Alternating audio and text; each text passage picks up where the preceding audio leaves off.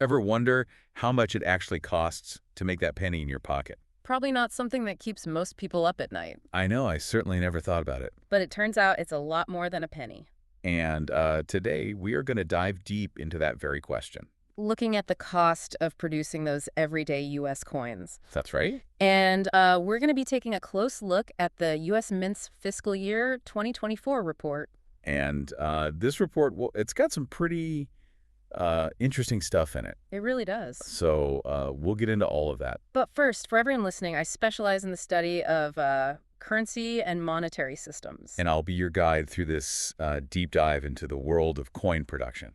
And what we found, well, one of the most surprising things, is that both pennies and nickels are costing the U.S. Mint more to make than their actual worth. Yeah, that's pretty wild when you think about it. So should we just jump right in? Yeah, let's break down these costs. Okay, so according to this report, it takes 3.69 cents to make a single penny. Wait, so each penny loses the mint, like almost 4 cents. That's right. Wow. It's a pretty significant loss, right? Yeah. Why is it so high? Well, a few reasons. Metal prices play a role. Okay. Pennies are primarily made of zinc. Uh-huh. And zinc, like pretty much every commodity these days, it's gone up in price. Right.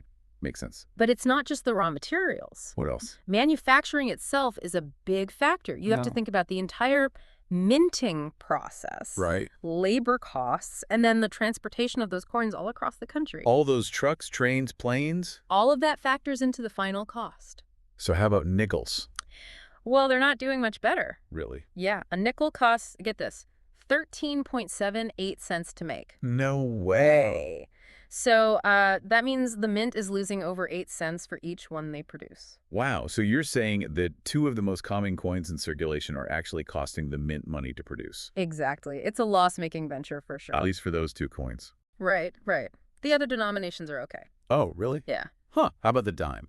That comes in at 5.76 cents. Okay. Quarter is 14.68 cents. All right. So those are both less than their value? Yes, and the half dollar is 33.97 cents. Oh, wow. So there is some balance then. There is. They make up for some of the losses on the penny and nickel with the other coins. Okay, so we've got this kind of crazy situation where, some coins cost more to make than what they're worth. Yeah, what do we do? What happens now? What are the options? Well, there's been a lot of talk about a couple of different approaches. Such as? Well, one is to change the metallic composition of the penny and the nickel. So use a cheaper metal? Exactly. I mean, that sounds simple enough. Sounds simple. What's the holdup? Well, there are definitely pros and cons.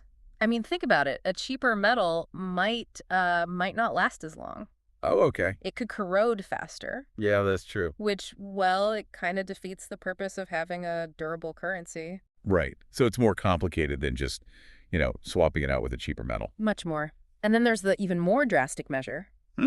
Getting rid of the penny altogether. Oh, whoa. I know. Getting rid of the penny. Phasing it out. It's been discussed, debated. I can't even imagine. What? I mean, talk about a huge change. It would be. I mean, there's a lot of history there. For sure. People are attached to the penny. Sentimental value, tradition. Exactly. They see it as, well, part of Americana. But on the other hand, 3.69 cents to make one. A very real and significant financial burden. Yeah. And then there's the whole question of rounding. Rounding. If we got rid of the penny, how would prices be rounded? Oh, right. Up or down?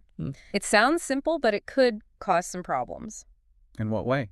Well, it could have big implications for retail, accounting, all sorts of economic systems, really. Yeah. It's not as simple as it might seem at first glance.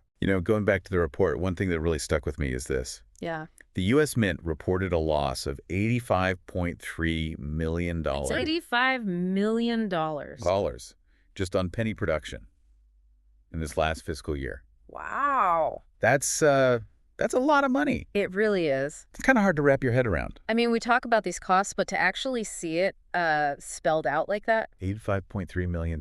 Yeah. It really puts it into perspective, huh? It really does. Okay, so where do we go from here? I know. What's next? I mean, with all these costs, all these challenges, Yeah. what does this mean for our everyday money? Good question. What do you think? I mean, will we see a world without pennies? Or will the mint come up with some new materials? Maybe make coins out of plastic or something. Who knows? But one thing that we can say for sure is that things are changing. I Yeah, mean, will we move toward a system where we don't even use cash anymore? a cashless society. It's already happening in some places. Yeah, I guess so. Maybe eventually all transactions will be digital. Or maybe we'll always have those coins in our pockets. Who knows? It'll be interesting to see how it all unfolds. Absolutely. So anyone listening, what do you think? Yeah, let us know. What do you think the future holds for our money? Tweet us, DM us, leave a comment. We want to hear from you. Until next time. Keep those pennies jingling. For now, at least.